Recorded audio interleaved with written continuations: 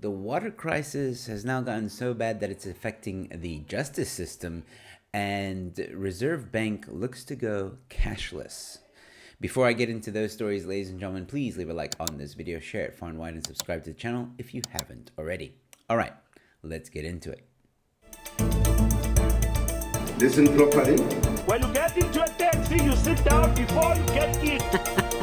Did I hear that correctly? Hello, ladies and gentlemen. Welcome to Newsflash. I'm your host, Joe Emilio. Thanks for tuning in. The Constitutional Court cannot hold physical hearings due to unreliable water supply. Are you kidding me? The Constitutional Court has been unable to conduct physical or in-court case hearings because of unreliable water supply to its building in Johannesburg since the beginning of the month. Leaks in the court's water system were detected, which further impacted supply. This has been repaired by a plumber deployed by government. While the court has a water tank installed for ablution facilities, the backup supply lasts for only one working day, and the city of Johannesburg is unable to refill it promptly on a daily basis to allow court operations to continue uninterrupted. The OCJ said the Constitutional Court management team is in regular contact with the city of Johannesburg and Rand Water and will provide an update when the water challenges have been rectified. So you might be wondering, what's the big deal? Why can't they hold hearings at the Constitutional Court even though there's no water? Well, think about it. If there's no water, that means janitors can't clean the areas, can't clean the toilets, can't clean the bathrooms, and furthermore, people can't go to the bathroom as well. So that's a big problem. So it's just an uncomfortable situation. Unlike load shedding, I mean, if there's no power, one can always make a plan to have power, but one can't always make a plan to have water. Luckily, the Constitutional Court has not stopped functioning completely. They've taken things virtual, but that also comes with its own problems.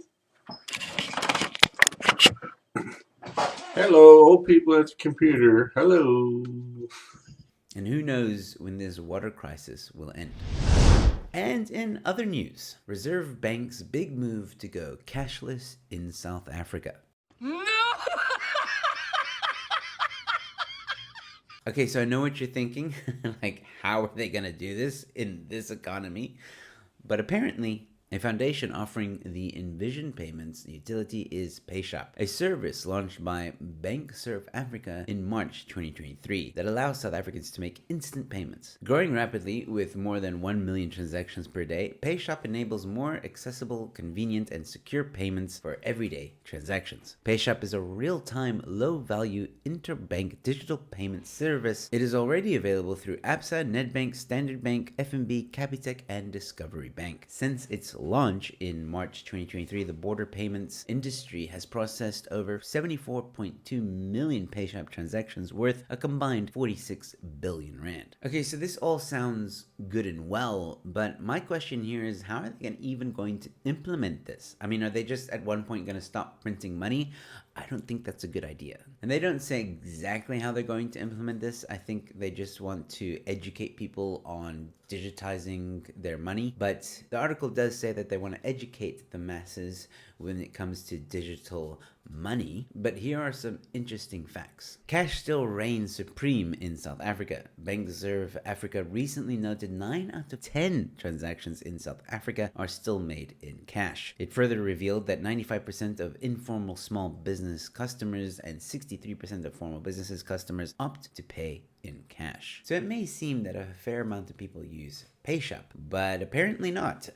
Most of the people still use cash. And again, I ask you, if you go cashless, how exactly are you going to keep the masses that already use cash from, well, using it? Are you just going to stop printing money? And again, I don't think that's a good idea. But the Reserve Bank is doubling down. However, this has proven to be a headache for the Reserve Bank, which is trying to make the country's economy cashless and safer. Yeah, right.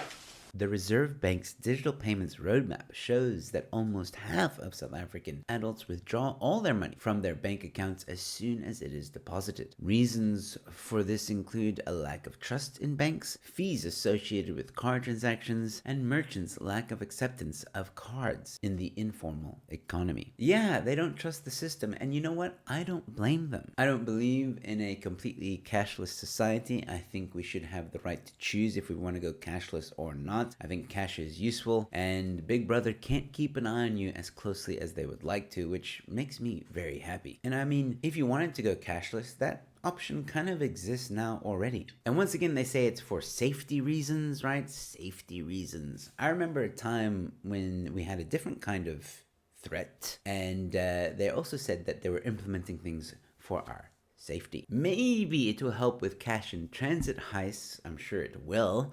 In that way, in that regard, maybe it is a little bit safer then, but criminals are always going to find a way. At the end of the day, I just don't like the idea of a cashless society. If I wanted to go digital, I'd go with Bitcoin. But let me know what you think about all this and all these stories, ladies and gentlemen. While you're down there in the comment section, please leave a like on this video, share it far and wide, and subscribe to the channel. I've got more content coming your way, and thank you for watching. With all that being said, your newsflash is in. Oh boy, okay.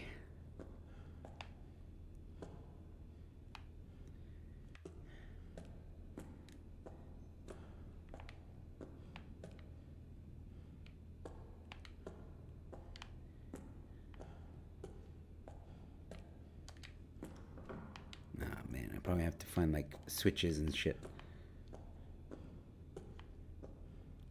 I don't like this. Ah!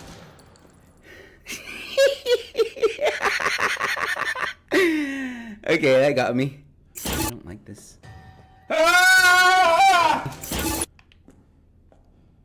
Do we have to go down this way? Do we have to?